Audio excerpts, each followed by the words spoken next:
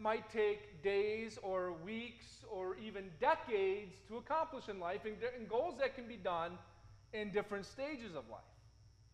Again, there's a lot of information out there to help you reach your goals and advice that they can give you. There's as much advice out there and different advice out there as there are all of the different flavors of ice cream in the frozen aisle at Meijer.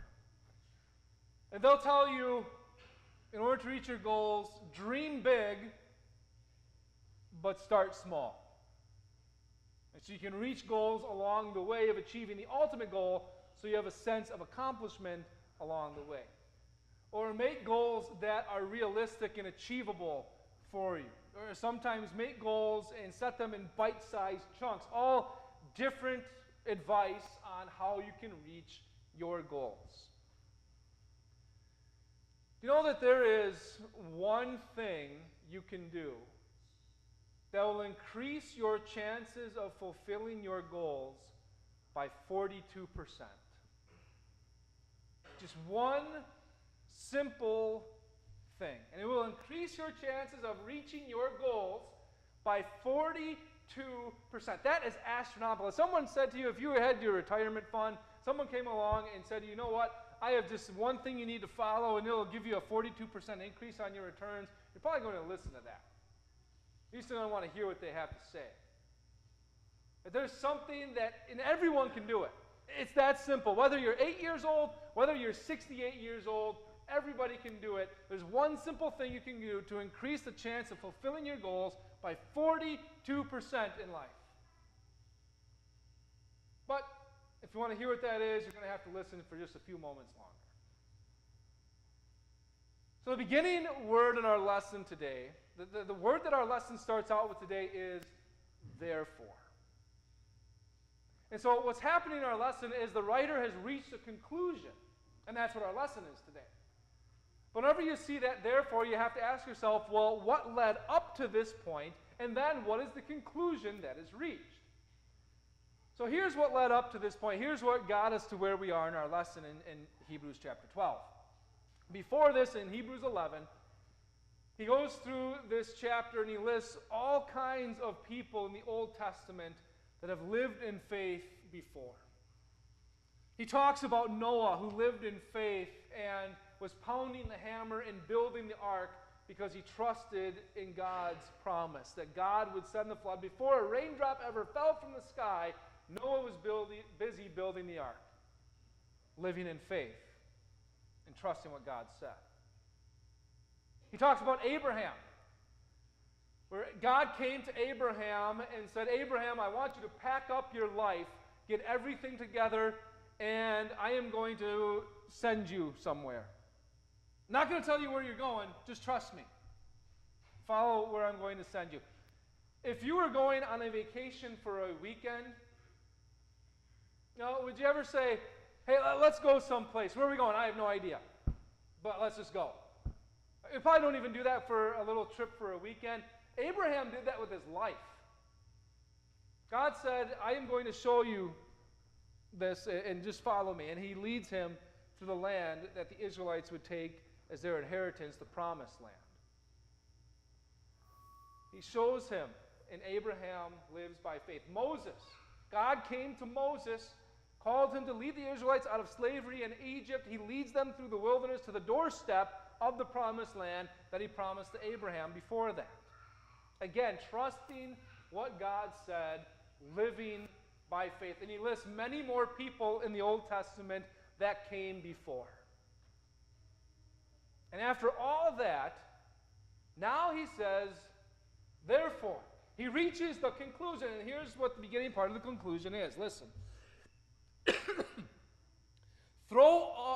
Let us throw off everything that hinders and the sin that so easily entangles. And let us run with perseverance the race marked out for us. So here's kind of the picture that's painted in the lesson. You're in a stadium, and there's the crowd filling the stands around you. And in the stands, you have Abraham over there, and you have Moses over there, and you have Noah over there. And there's a race marked out for you. There's a race course that's marked out in front of you. And there's all kinds of things that can hinder you and all kinds of obstacles and things that will tie you up. You know, if you've ever watched the show on TV, American Ninja Warrior, you see the obstacles that they have to go through in order to get to the finish line. It's not as easy as just going from the starting line to the finishing line. Right? There's a lot of obstacles, there's a lot of things in the way between the starting line and the finishing line. There's a lot of things that are trying to make them take an unwanted dip in the pool that's waiting underneath all of those obstacles. They have to overcome those things and get to the end where they push the red button and punch their ticket to Las Vegas for the finals. What are the obstacles and the things that entangle us in life? See, God isn't talking about obstacles on American Ninja Warrior.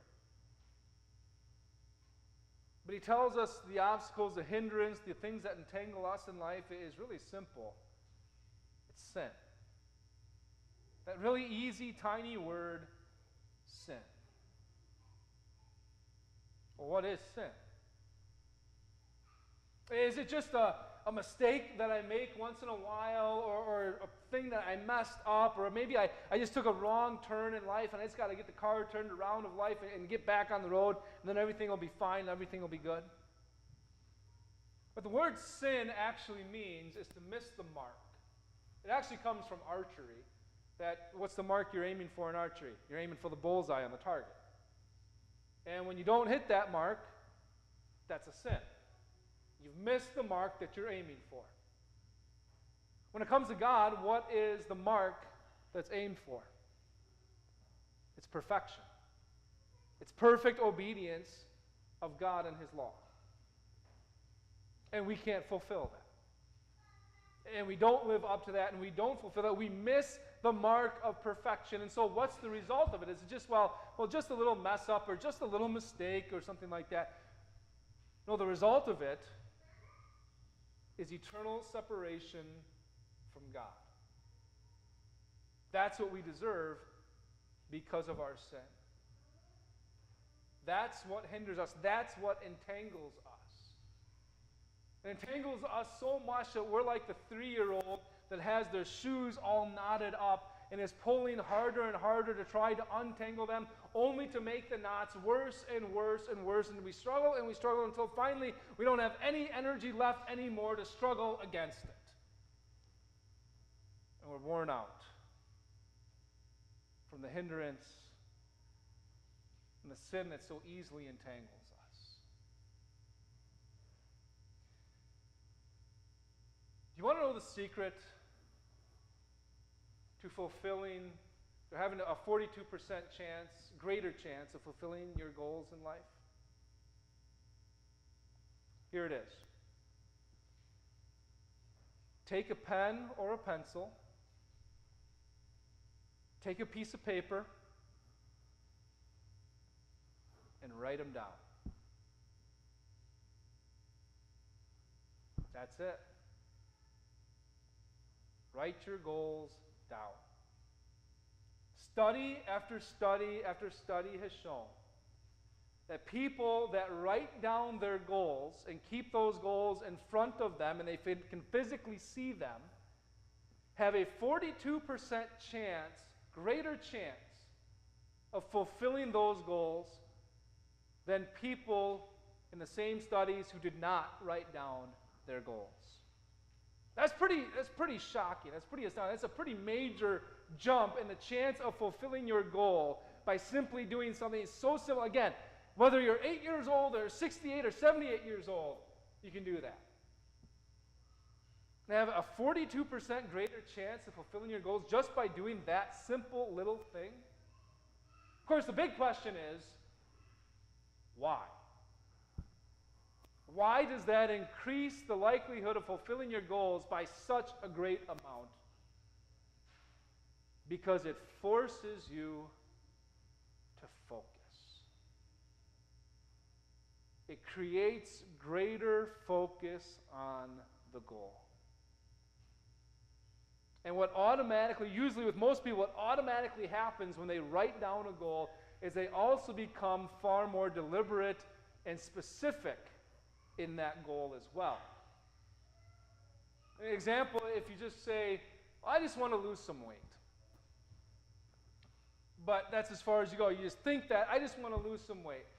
Versus writing it down, and you're not going to just write down, I want to lose some weight.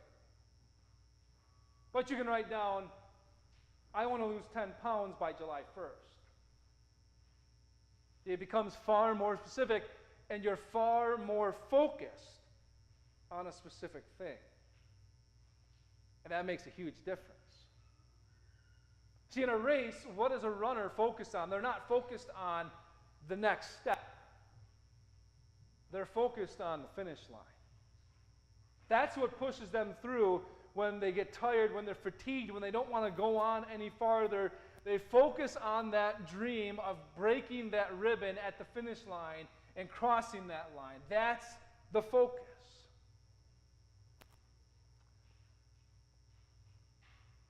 Where are you focused?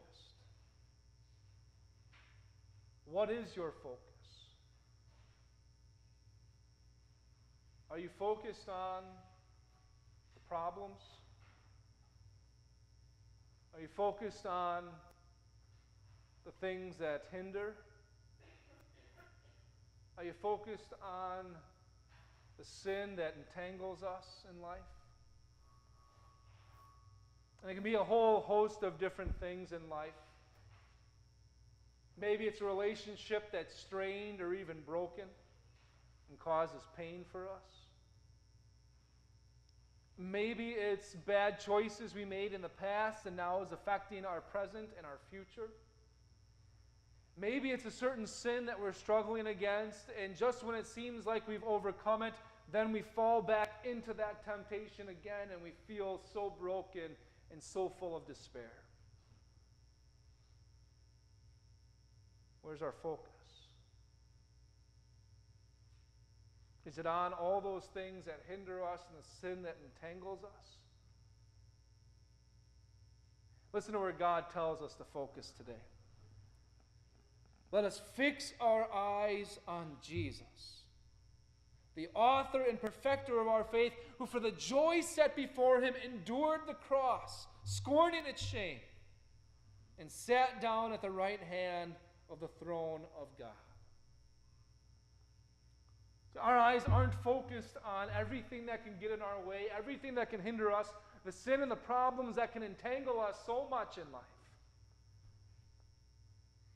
Our focus is on Jesus. And our focus is on him who's not just encouraging us and cheering us on from the sideline. No. Our focus is on him because he did it for us. Because he walked for us. Because he ran that race for us, and so many times when we would become all entangled with sin and be overcome by the problems of life that would hinder us, Jesus walked perfectly. Jesus lived perfectly in our place. Focus on him today. Focus on him as he rides into Jerusalem, as we heard in our gospel lesson this morning. As he comes into Jerusalem for one purpose, because he was focused on you. Because he was coming to die for you. Because he was not willing to lose you. He rides into Jerusalem knowing exactly what's going to happen this week. Knowing exactly what's going to happen at the end of the week, that he would suffer and die on the cross to pay for your sin. That was his focus. To be focused on you. To save you by rising from the grave on Easter Sunday. That's what we celebrate this week as we begin Holy Week today. Listen as our lesson ends today. He says, "Consider him who endured such opposition from sinful men, so that you will not grow weary and lose heart." We focus on our problems. We focus on our sin that entangles us. We focus on the things that will hinder us. We easily lose heart. Focus on Christ. Focus on him who came and lived and died for you. Focus on him who had total focus on you and paid for your sin. Amen. Please rise.